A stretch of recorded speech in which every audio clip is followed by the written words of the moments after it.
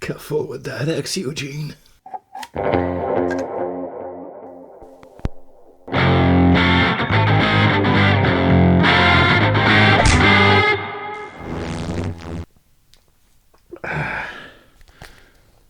Ok. Le voilà enfin.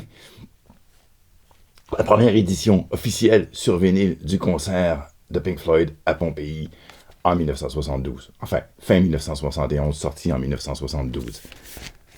Première version officielle, donc, après une multitude de bootlegs. Alors, qu'est-ce qu'on a déjà?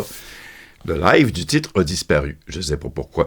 Avant, ça s'appelait Pink Floyd Live at Pompéi. Maintenant, c'est Pink Floyd at Pompéi 1972 en chiffre romain. Apparemment, les gars de Pink Floyd voulaient plus que ça s'appelle live parce qu'il n'y avait pas de public et qu'il y avait des overdubs. Ce que je trouve un peu étrange, étant donné que live, ça ne veut pas dire qu'il y a du monde, forcément. Ça veut juste dire que les musiciens jouent tous ensemble en même temps. Et puis, des overdubs sur des albums live avec ou sans public, il y en a aussi. Mais bon, cela dit, c'est pas bien grave. Moi, ce qui m'intéresse, c'est le son.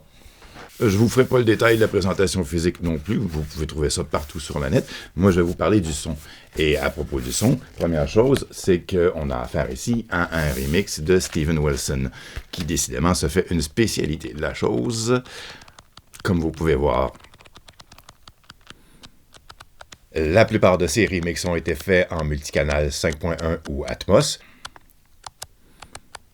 ce qui est le cas aussi pour le Pink Floyd dans sa version DVD ou Blu-ray. Alors, ça a été remasterisé à Abbey Road, pressé chez Jay-Z. Alors, déjà, petite réserve ici, au niveau du pressage, j'ai vu qu'on avait rapporté quelques petits problèmes. Ma copie avait quelques clics et pop, un petit bruit de surface vers la fin de la première face. Rien de majeur, je l'ai nettoyé, c'est mieux, mais j'ai vu qu'il y avait des copies qui étaient en moins bon état et d'autres en état impeccable. Mais bien sûr, si la copie est défectueuse, n'hésitez pas à la retourner. Ben alors, pour vrai, comment ça sonne? En fait, vous mettez un petit peu en contexte. Moi, la seule expérience vraiment le fun que j'avais eu avec cet enregistrement-là jusqu'à présent, c'est un Laserdisc qui était sorti dans les années 90. Les Laserdiscs à cette époque-là avaient souvent des pistes audio numériques et en modulation de fréquence, en FM. Et souvent, sur les Laserdiscs, c'est la piste qui sonnait le mieux. Donc, jusqu'à aujourd'hui, ça restait ma référence, mais j'ai même plus de lecteur et j'ai même plus de disque non plus de toute façon. Ce que je trouvais quand même malheureux parce que dans mes préférences personnelles, cet enregistrement-là, pour moi, c'est le top de Pink Floyd avec Dark Side of the Moon. Je veux dire, si j'avais seulement 2 disques à garder de Pink Floyd, ça serait ces deux-là. Enfin, ça aurait été Dark Side, puisque j'avais pas le disque pour celui-là. Maintenant, je l'ai. Je l'ai et je suis très heureux parce que c'est ce que j'ai entendu qui sonne le mieux pour ce concert-là. Alors, pour un live dans un amphithéâtre, ça sonne pas du tout l'amphithéâtre. Il n'y a pas des tonnes de reverb comme dans beaucoup d'enregistrements en live. Ça sonne en fait plutôt intime, assez studio même. Bon, peut-être que c'est aussi à cause des overdubs, comme j'ai dit au début, mais là, qu'est-ce qui est quoi exactement? Je ne saurais pas le dire.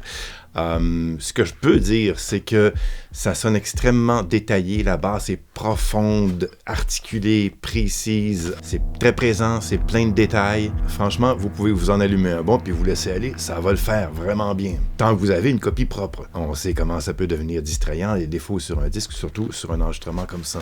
Mais la conclusion est simple malgré tout, c'est le vinyle ultime pour ce concert. Et en plus, on a même des extras qui ne se retrouvaient pas sur le Laserdisc et ni sur le DVD si je fais pas erreur.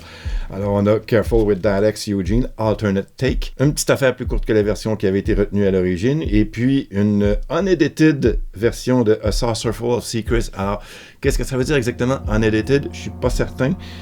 Il m'a semblé, j'ai fait qu'une seule écoute jusqu'à présent, mais il m'a semblé que c'était carrément une autre prise. Mais c'est peut-être le mixage qui a changé, je ne saurais dire. Mais j'ai eu presque l'impression que je préférais la version unedited. C'est à vous de voir, rendu là. De toute façon, je le répète, vous l'avez maintenant. Le vrai concert à Pompéi, sur vinyle. That's it. Go for it. Allez-y. Maintenant, moi j'y retourne.